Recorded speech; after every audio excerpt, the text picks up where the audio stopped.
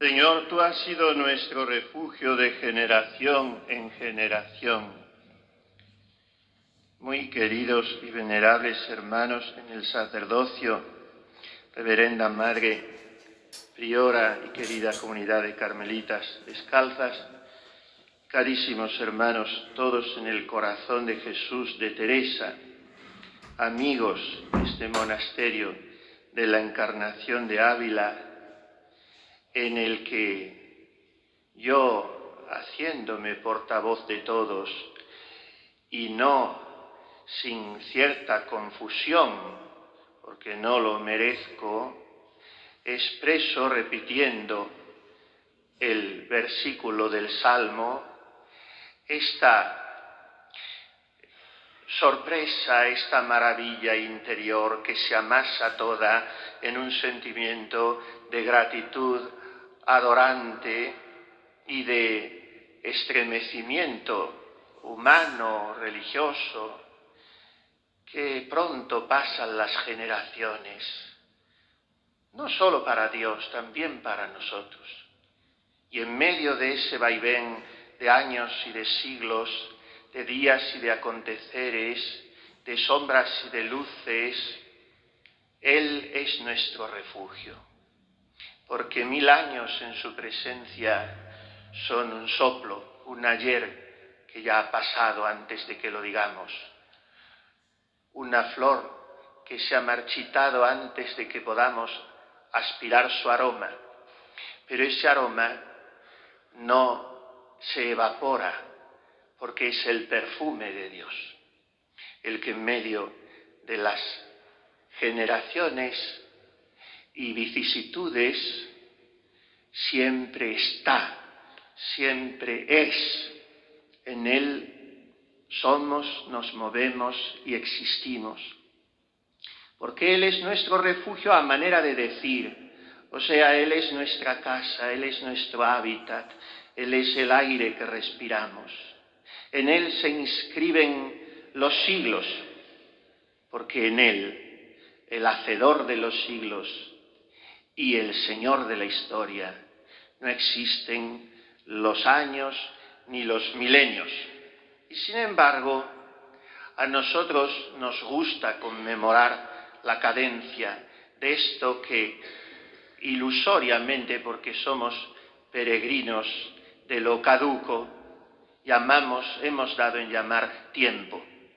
A nosotros nos gusta porque necesitamos jalonarlo a base de hitos que nos hagan volver a retomar ilusiones y volver a ser consciente de agradecimientos que se derivan por la estricta justicia que debemos no a la historia, ni a las cosas, ni a las personas, sino a Dios nuestro Señor, el Rey de todo. Él ha sido nuestro refugio.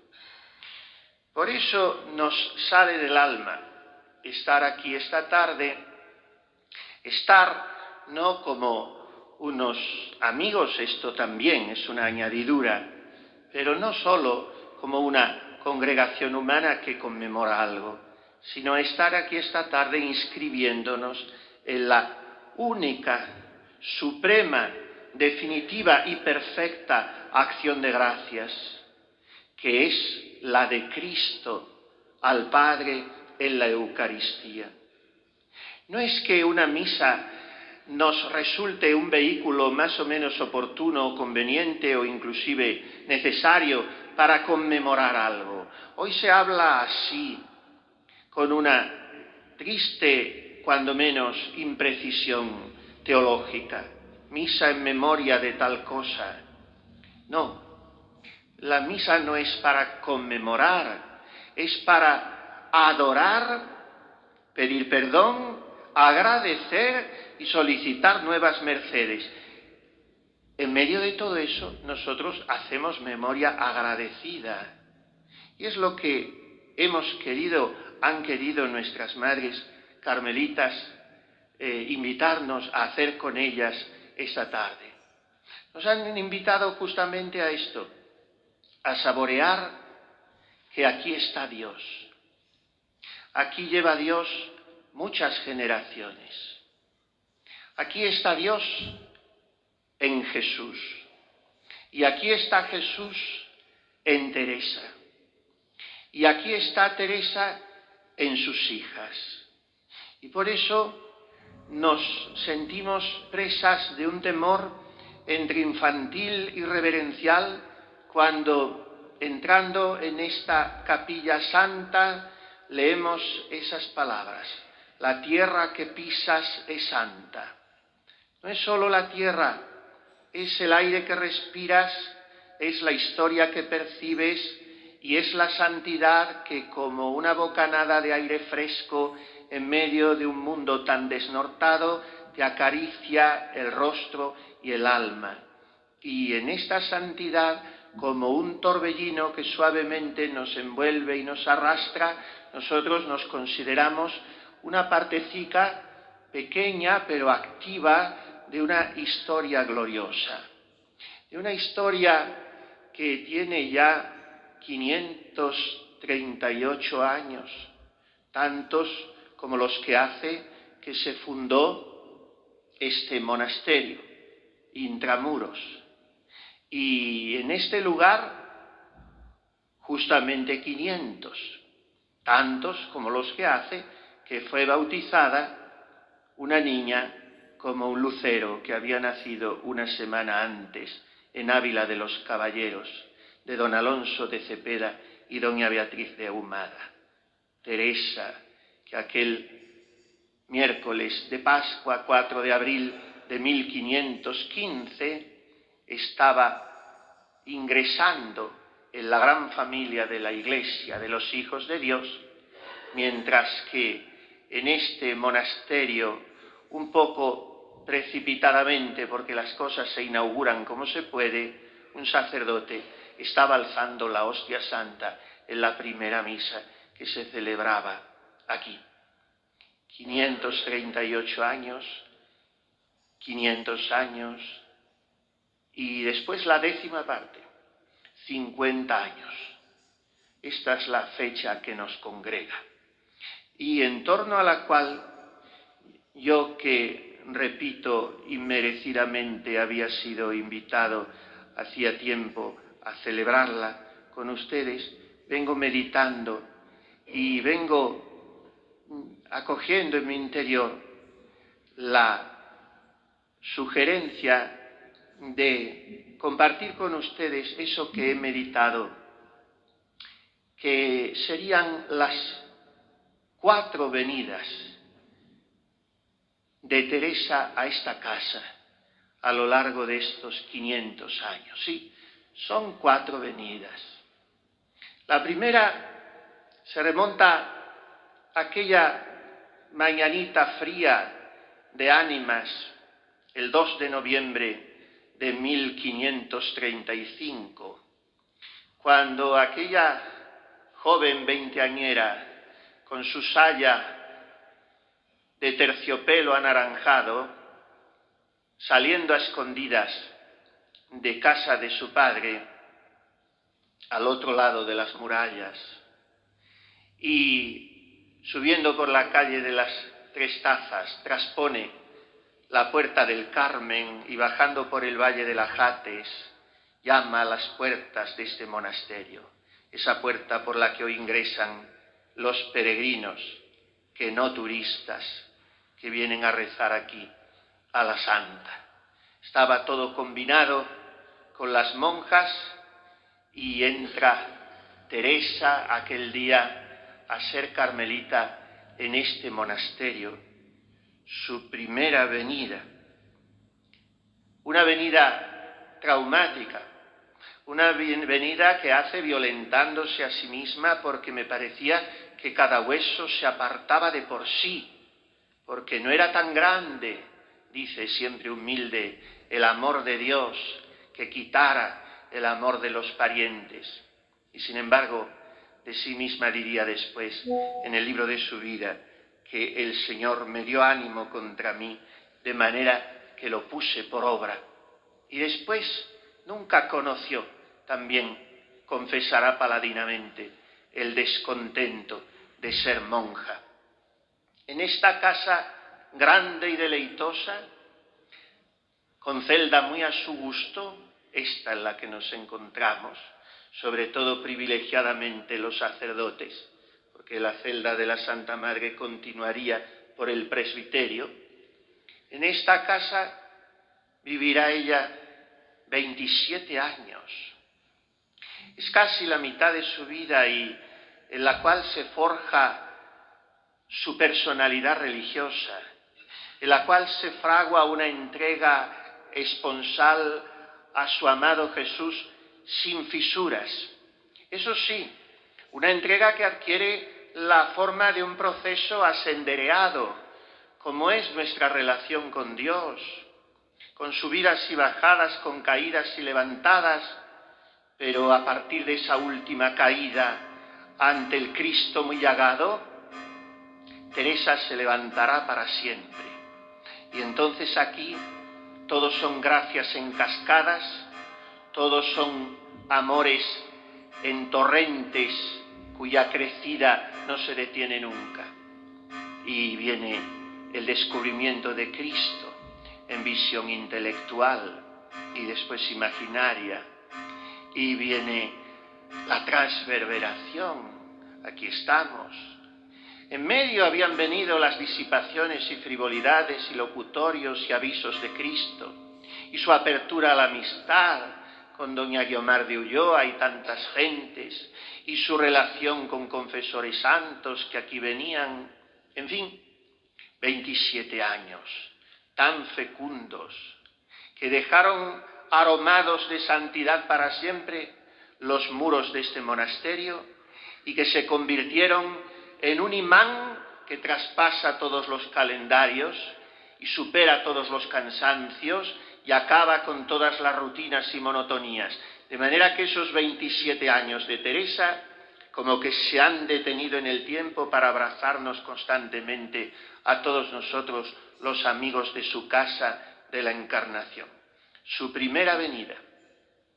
Y después de esa etapa larga, con toda una larga época de discernimiento previo, ella funda su primer palomarcico reformado, su casita de San José de Ávila, donde pasa los 5 años más descansados de su vida.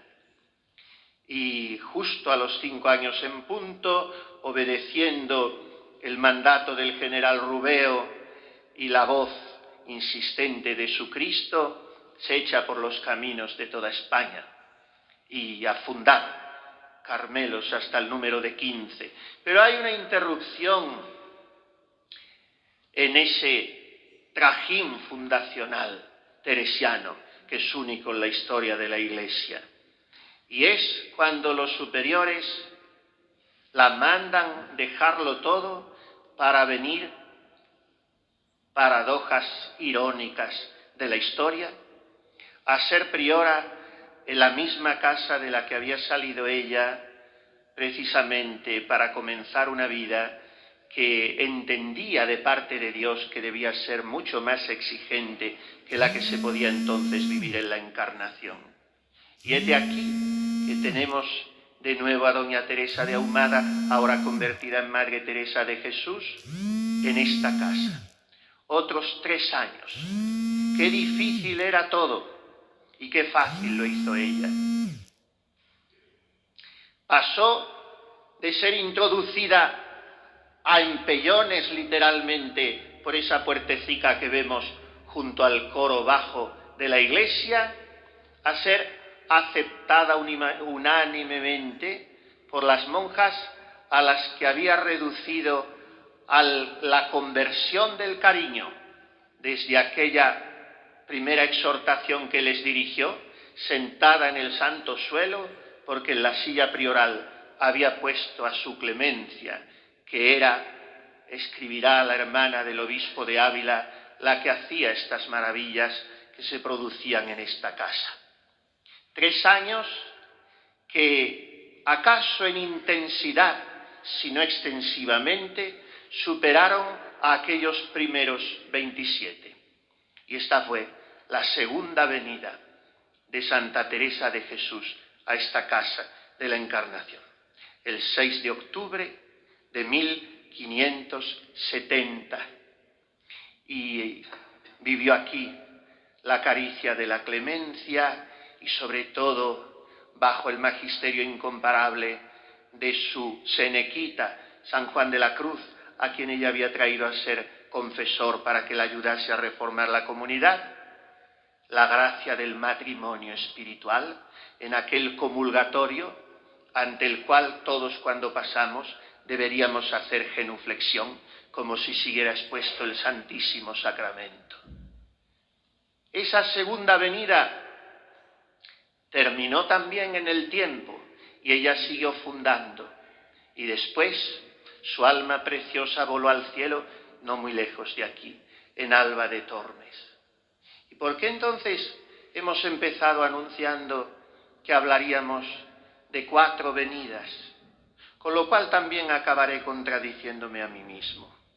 Porque hay otras 2 venidas de Teresa no menos reales que estas 2 primeras históricas. La tercera se verificará el día en que se celebra el aniversario de la Reforma hecha por la Santa Madre, el 24 de agosto, en esta ocasión de 1940. Porque entonces asistió la historia del Carmelo a un fenómeno único. La Comunidad de la Encarnación, el buque insignia de la Orden, este convento que era ya desde poco tiempo después de morir Teresa de Jesús, un monasterio de veneración mundial, decide de forma unánime abrazar la descalcez. Habían pasado casi 4 siglos. 4 siglos en los cuales las monjas de esta casa, desde la primera hora, se habían considerado hijas afectivas, hijas de facto de la Santa Madre Teresa, pero no lo eran jurídicamente. Y la decisión corajuda, aguerrida de la Madre Encarnación de Santa Elena, a la que siguió toda la comunidad, propició que Teresa viniera por tercera vez. Ese día entró nuevamente Teresa en la Encarnación. Me figuro cómo comulgarían por primera vez como descalzas, vestidas con ese sayal tosco, hecho de las mantas de las cabalgaduras que Teresa diseñó para sus hijas porque no encontró otra cosa peor ni más burda y grosera a los ojos del mundo. Cómo comulgarían envueltas en él y en los pliegues blancos de la capa de la Reina del Carmelo, las descalzas aquel día llamándoselo a sí mismas por primera vez, carmelitas descalzas, porque Teresa había vuelto a entrar en su casa y ellas la habían abrazado como hijas. Parecería que estaba todo cumplido ya, pero los designios de la providencia son inescrutables y sus caricias ilimitadas. No podemos ponerles con fin jamás. Y aquello que se presumía podría haber sido un impulso imparable para esta comunidad, lo supuso solo a medias. De manera que apenas 2 décadas después, la comunidad había entrado en un proceso de decadencia que, si no era absolutamente irremediable todavía, llevaba visos de serlo. Y entonces entraron en acción los santos, que son los que siempre interpretan, discerniéndola, y ponen por obra sin arredrarse la voluntad de Dios. 2 santos, el obispo de Ávila, don Santos Morobriz, y una carmelita insigne, a quien hoy veneramos en los altares como una reproducción fiel de su Madre Teresa, la Madre Maravillas de Jesús. A ambos los juntó la Divina Providencia para que pudieran rejuvenecer la Encarnación. Y todo se fue fraguando en el arco relativamente breve de 9 meses, para que se produjese al fin un alumbramiento feliz, precisamente el día de Nuestra Señora de la Merced, a quien hoy celebramos. Una advocación tan catalana y por ende tan española, que nos remite a rescate, a redención, a recuperación. Y esto es lo que se produjo aquí ese día 24 de septiembre de 1966. Había venido ya 2 veces, el 25 de abril y el 25 de junio anteriores, la Madre Maravillas de Jesús, que había tenido que sacudirse la sensación de una incapacidad que resultaba tan notoria a sus propios ojos como inexistente a los del obispo y a los de todos los demás, porque solo ella podía resolver el, entrecomillémoslo, problema de la encarnación.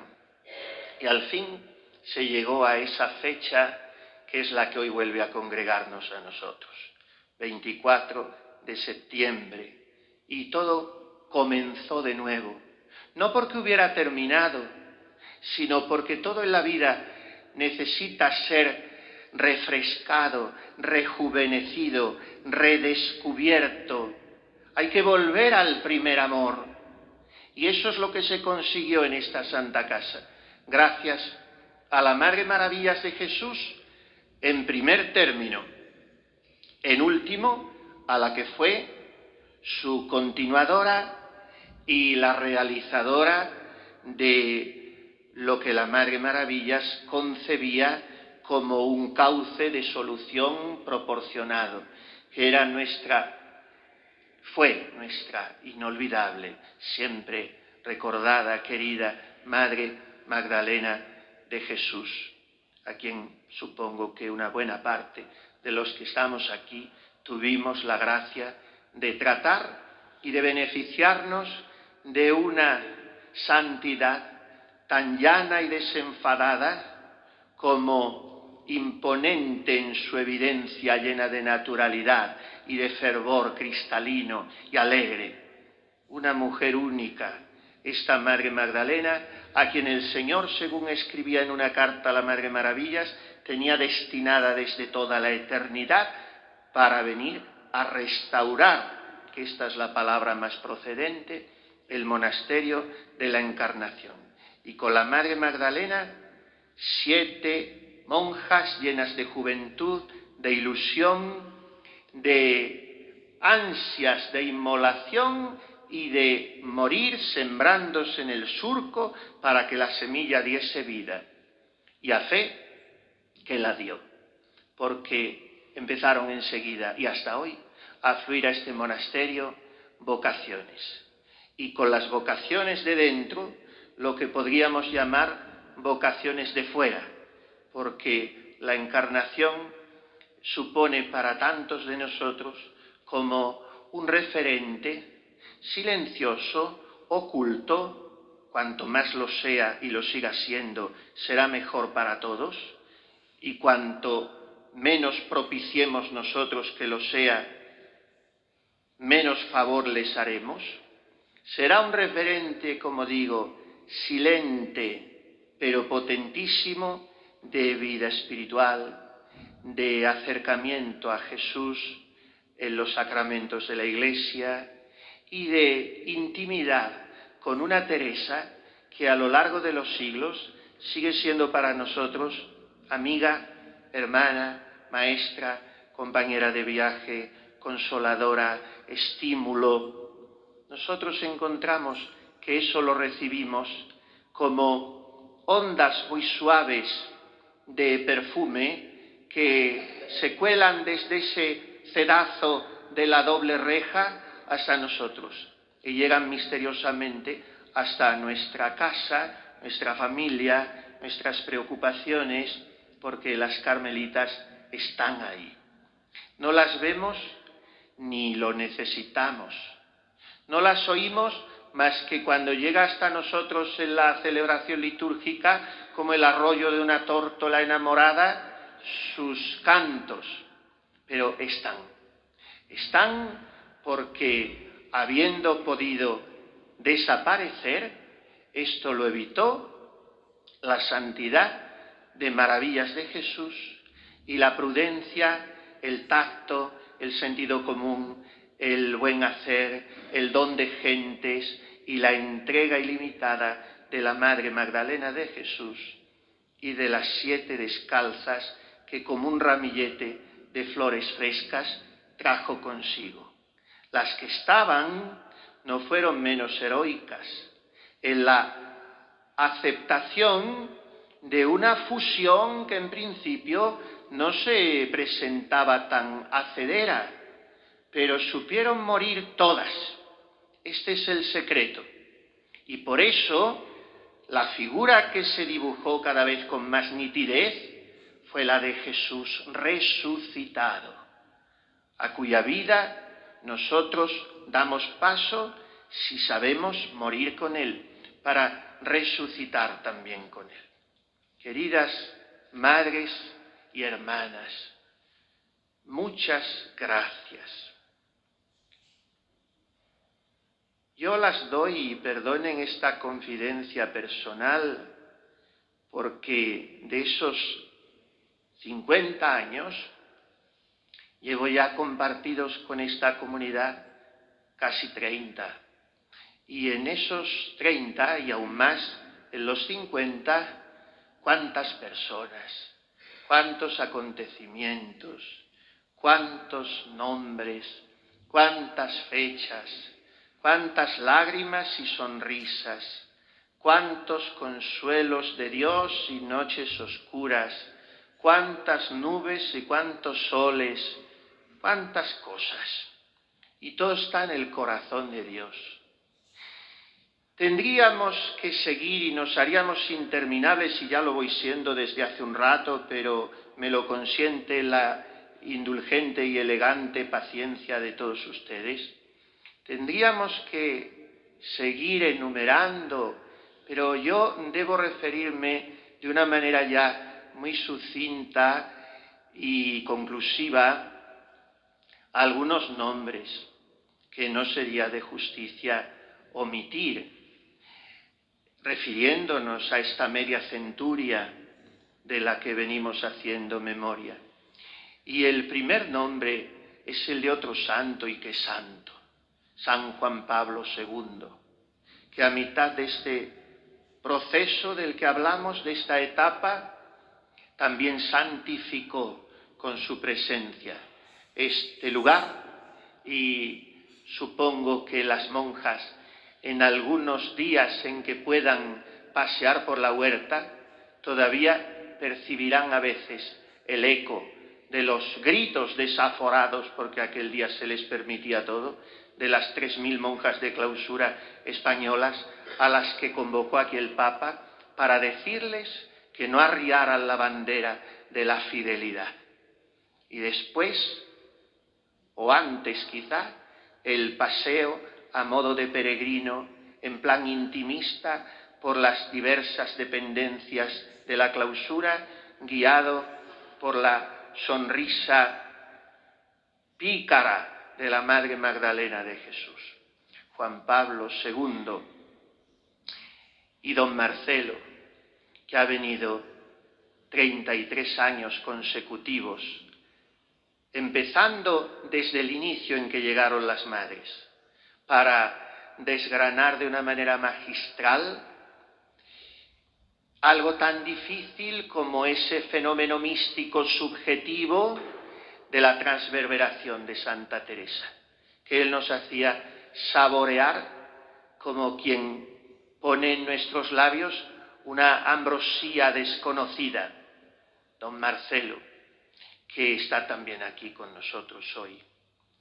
Y cómo no citar a otro maestro de espíritus, al que podríamos llamar, así como a grandes santos doctores se les llama padres de la Iglesia, a él también le podríamos llamar padre de Ávila o padre de la Iglesia abulense, incluso española, don Baldomero Jiménez Duque, que tantas veces también fue para la Encarnación orientación segura, como lo fue otro santo que tanto ayudó, apoyó, sostuvo, asesoró a la humilde Madre Magdalena de Jesús, que pedía consejo para acertar en aquellos inicios, el Padre Valentín de San José. Y por fin, omitiendo otros muchos, sentimos esta tarde nosotros aquí muy cerca a un hombre que también ha vivido casi medio siglo en la Encarnación. Le han faltado 3 años para cumplir el medio centenar que hoy celebramos. Pero está también con nosotros, no porque esté en el cielo, sino porque desde su postración está ofreciendo su dolor y su sacrificio. El fiel, infatigable capellán de esta Santa Casa, don Nicolás, al que seguramente la historia tendrá que reconocerle los mejores estudios e investigaciones sobre este monasterio. En fin, termino pidiéndoles perdón a todos por lo prolijo de esto que ahora que termino, no sé si ha sido una homilía, una meditación en voz alta o una conversación de amigos, pero repito que la actitud de todos ustedes, no precisamente acomodados en un sillón relax, ha sido muy estimulante. La que más me ha animado de todos, la actitud que más me ha animado, es la de este pequeño plácidamente dormido, porque esa expresión de paz es muy gratificante para el que predica. Habría muchas maneras de cerrar estas palabras mías.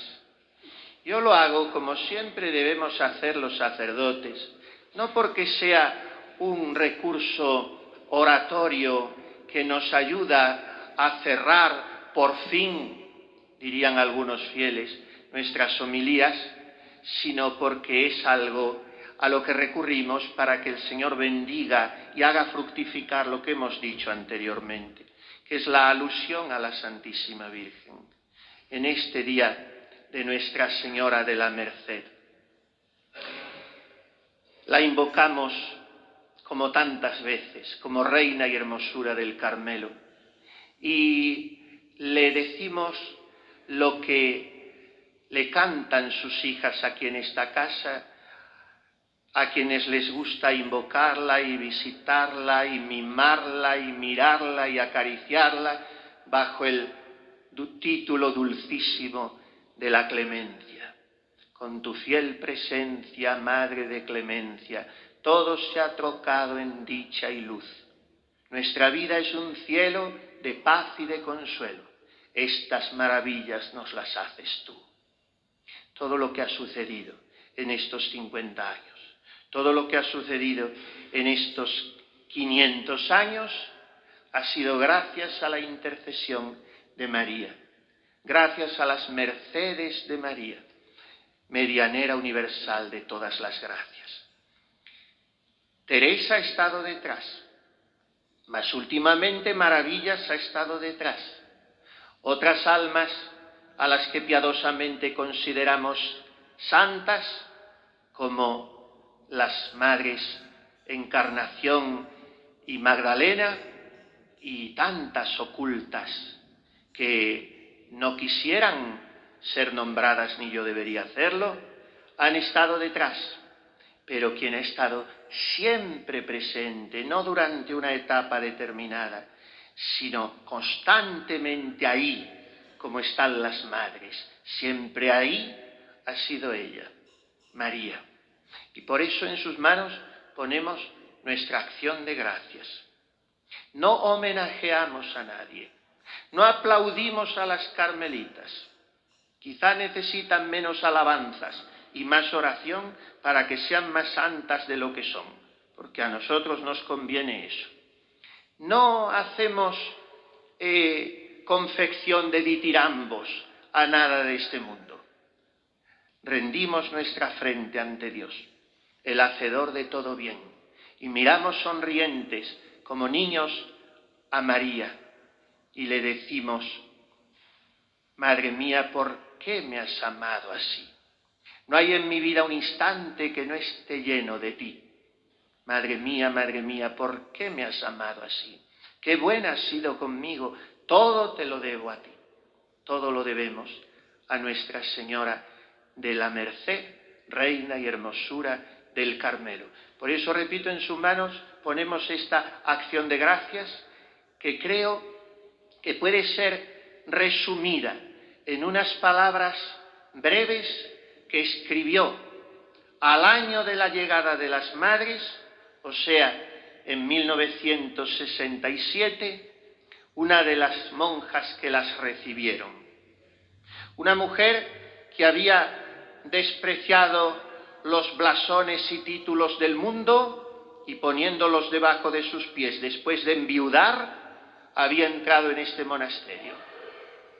Tía política de un santo a quien hoy veneramos en los altares, San Rafael Arnaiz Barón, monje trapense. Ella era doña María del Socorro de Osorio y Moscoso, después Madre María Clemencia de la Transverberación. Y escribía así al año de la venida de las madres.